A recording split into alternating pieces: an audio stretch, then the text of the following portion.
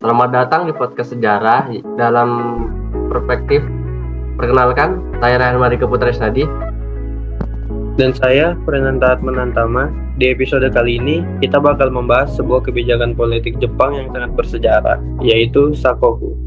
Betul banget, Sakoku itu kebijakan isolasi Jepang yang berlangsung lebih dari 200 tahun. Pertanyaannya, apakah ini langkah yang cerdas atau justru merugikan Jepang? Nah, itu yang akan kita bahas hari ini. Kebijakan ini bukan cuma soal menutup diri, tapi juga soal bagaimana Jepang menjaga kestabilan politik dan sosialnya. Yuk, langsung aja kita mulai.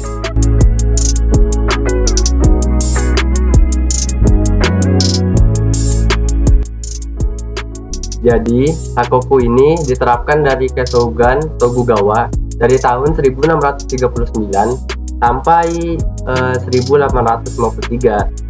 Jepang benar-benar menutupi diri dari dunia luar. Bahkan, warga Jepang yang keluar negeri nggak boleh balik lagi kan? Ini terdengar ekstrim, tapi ada alasan politik dan sosial di balik kebijakan ini. Iya, mereka bisa dihukum mati kalau ketahuan balik ke Jepang. Sementara orang asing dilarang masuk, kecuali pedagang Belanda dan Cina yang hanya boleh berdagang di Nagasaki. Wah, berarti ini bukan cuma soal perdagangan, tapi juga kontrol politik dan budaya ya.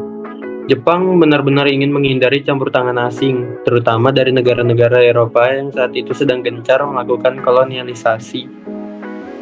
Bener banget itu, Jepang takut pengaruh asing, terutama agama Kristen dan misionaris Eropa, bisa mengancam kestabilan pemerintah Shogun.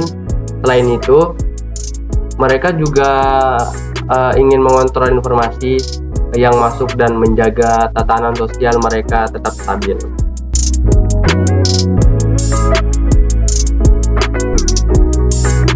Nah, meskipun tertutup, ekonomi dan budaya Jepang tetap berkembang pesat ya.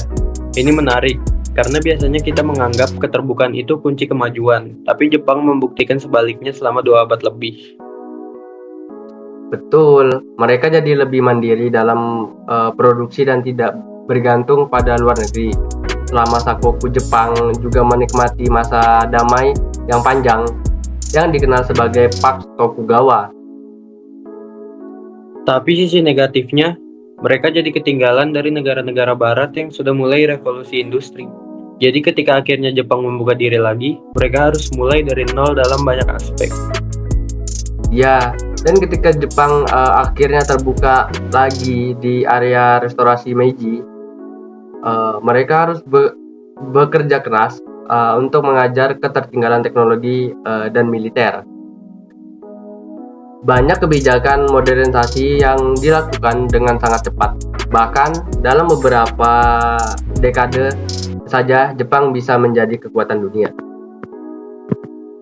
Ini menunjukkan bagaimana isolasi bisa memberi manfaat jangka pendek, tapi juga bisa jadi bumerang kalau diterapkan terlalu lama tanpa adaptasi. Jepang mungkin berhasil menjaga stabilitas selama Sakoku, tapi ketika dunia berubah, mereka harus mengejar dengan kecepatan tinggi.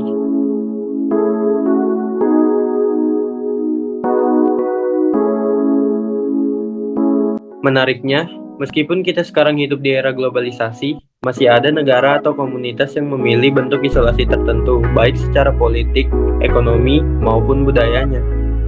Ya, contohnya itu Korea Utara yang benar-benar membatasi warganya dari informasi luar. Hampir seperti Jepang, di masa Sakoku, mereka punya kontrol ketat terhadap media, perdagangan, bahkan pergerakan masyarakat. Tapi bedanya, Korea Utara nggak bisa mandiri sepenuhnya seperti Jepang dulu. Mereka masih bergantung pada Cina dan Rusia untuk ekonomi dan bantuan. Jepang zaman Sakoku justru berhasil menjaga kestabilan ekonomi dalam negeri mereka. Nah, kalau dalam ekonomi modern, kita bisa proteksionisme, sebuah bentuk isolasi versi ringan. Beberapa negara membatasi impor barang tertentu agar industri dalam negerinya berkembang lebih dulu. seperti Amerika Serikat yang beberapa kali menaikkan tarif impor untuk melindungi industri lokal. Tepat, atau China yang punya Great Wall untuk membatasi akses ke internet global. Ini mirip dengan bagaimana Jepang dulu ingin mengontrol informasi yang masuk. Tapi di sisi lain, terlalu tertutup juga bisa berbahaya. Misalnya, ketika Jepang akhirnya membuka diri setelah 2 abad, mereka harus mengejar ketertinggalan dalam waktu singkat. Kalau terlalu lama mengisolasi diri, bisa jadi malah tertinggal jauh dari negara lain. Itu yang bikin Jepang di era Meiji harus bekerja ekstra keras untuk mengejar perkembangan teknologi dan militer. Dalam waktu kurang dari 50 tahun, mereka bertransformasi dari negara feodal menjadi kekuatan industri. Jadi, bisa dibilang ada keseimbangan yang perlu dijaga. Terlalu terbuka bisa membuat sebuah negara kehilangan identitasnya. Tapi terlalu tertutup juga bisa membuat ketinggalan zaman. Nah, ini juga bisa kita terapkan dalam kehidupan pribadi loh. Kadang kita butuh waktu untuk mengisolasi diri, buat introspeksi. Tapi kalau terlalu menutup diri dari dunia luar, kita bisa kehilangan banyak kesempatan belajar dan berkembang. Wah, analogi yang bagus. Jadi, pelajaran dari Shikoku bukan cuma soal kebijakan negara, tapi juga relevan untuk kehidupan kita sehari-hari. Seru banget bahas Shikoku ini. Dari kebijakan isolasi Jepang, kita jadi bisa melihat bagaimana keputusan politik di masa lalu masih punya dampak dan relevansi sampai sekarang. Betul, dan yang menarik, sejarah itu nggak cuma hitam putih saja. Isolasi Jepang ini punya sisi positif dan sisi negatif, tergantung dari sudut mana pandang kita melihatnya.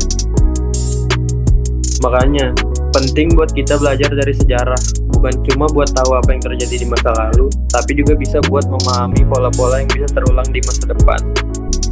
Setuju, semoga pendengaran kita juga dapat perspektif baru di episode ini. Buat yang punya pendapat atau insight tambahan, bisa banget share di media sosial kita. Kalian lebih pro ke kebijakan isolasi seperti Shikoku, atau lebih percaya kalau keterbukaan itu kunci kemajuan? Dan juga jangan lupa follow podcast ini supaya nggak ketinggalan episode berikutnya. Kalau kalian suka, kasih rating dan review ya. Sampai ketemu di episode berikutnya. See you.